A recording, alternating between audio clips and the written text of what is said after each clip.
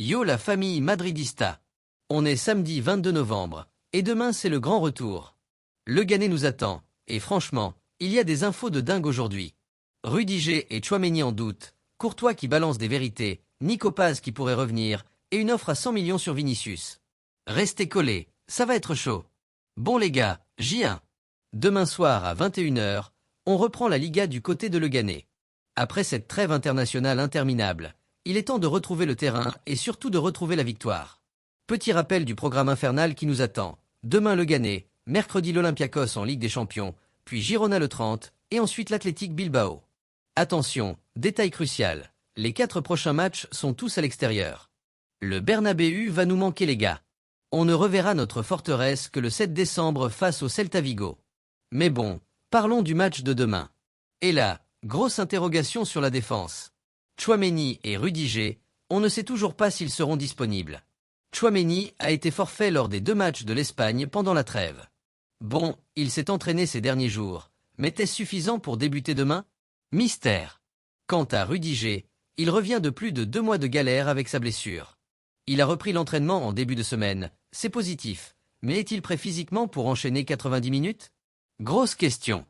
Ce qui est sûr, c'est que Militao sera absent. Donc si Tchouaméni et Rudiger ne peuvent pas jouer, on risque de voir Raúl Asensio titulaire. Le jeune pourrait avoir sa chance aux côtés de... Qui exactement? Alaba peut-être.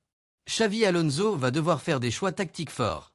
Thibaut Courtois a donné une interview explosive cette semaine, et franchement, il n'y est pas allé avec le dos de la cuillère. Déjà, concernant sa blessure qui lui a fait louper les matchs de la Belgique, c'était juste un coup à la porte, je pourrais jouer ce week-end sans problème. En gros, c'était rien de grave, juste un coup pris contre le Rayo Vallecano.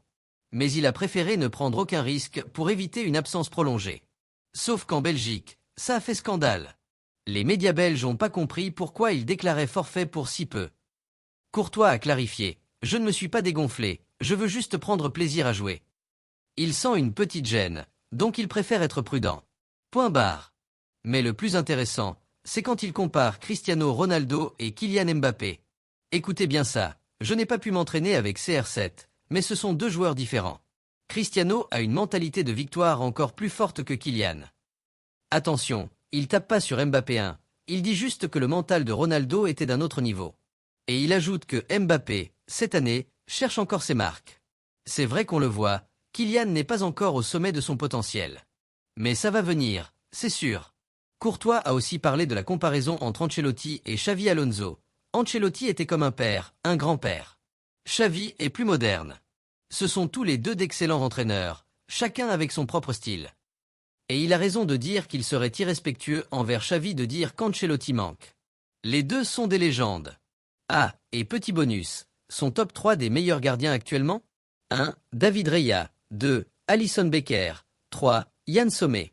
Il s'est exclu lui-même de la liste, mais bon, on sait tous qu'il est dans le top 3 mondial. Accrochez-vous, parce que ça chauffe sur le mercato. Vinicius Junior convoité première bombe. Des intermédiaires ont approché le Real Madrid avec une offre d'environ 100 millions d'euros pour Vinicius Junior. Des représentants de clubs anglais et saoudiens sont prêts à mettre le paquet pour l'été 2026. Mais franchement les gars, Vini c'est intouchable. Il est le visage du Real Madrid, il vient de finir 2e au Ballon d'Or, il est au sommet. Aucune chance qu'il parte, sauf si c'est lui qui demande à partir, ce qui serait une énorme surprise. Nico Paz de retour.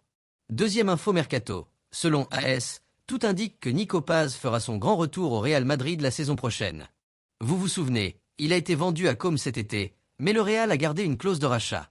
Cette clause permet au Real de le racheter en 2025, 2026 ou 2027 pour une somme entre 8 et 9 millions d'euros. Après 2028, c'est terminé, plus de clauses.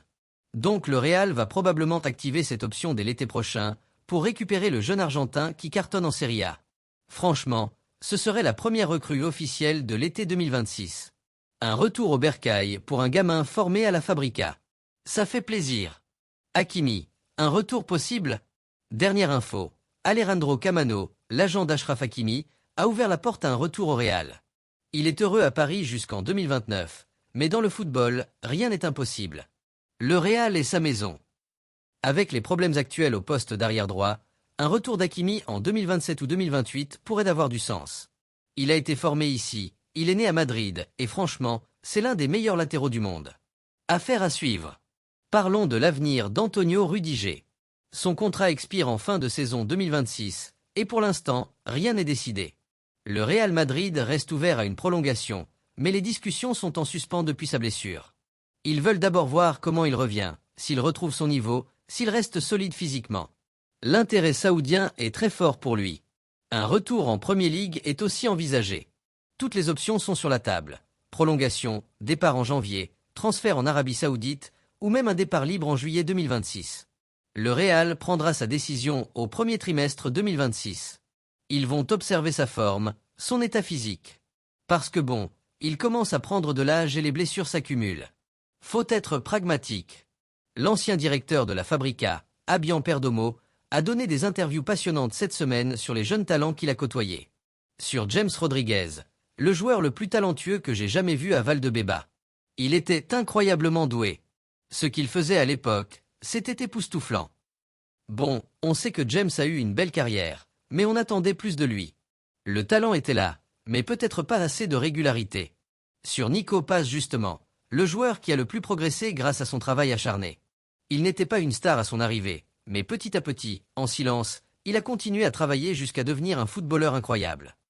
Et Perdomo s'inquiète, Nico est clairement prêt à revenir, mais son rôle de joueur clé dépendra de la confiance qu'on lui accordera. Je crains que s'il revient sans temps de jeu, nous perdions un talent énorme. C'est vrai que Nico devra avoir des garanties. Il va pas revenir de Côme où il joue régulièrement pour chauffer le banc à Madrid. Xavi Alonso devra lui promettre du temps de jeu, sinon ça sert à rien. Mention spéciale aussi pour Sergio Arriba, ancien numéro 10 de la Castilla. Certains joueurs de l'équipe première nous demandaient de le laisser s'entraîner avec eux tellement il était bon. Un sacré talent qui n'a malheureusement pas explosé comme espéré. Voilà les Madridistas, c'était l'actu complète du Real pour ce samedi 22 novembre. Demain à 21h, tous derrière l'équipe face à Leganés pour ce retour en Liga. On a besoin des 3 points. Lâchez un gros like, abonnez-vous si c'est pas encore fait, et rendez-vous demain pour le débrief du match. À la Madrid y nada más.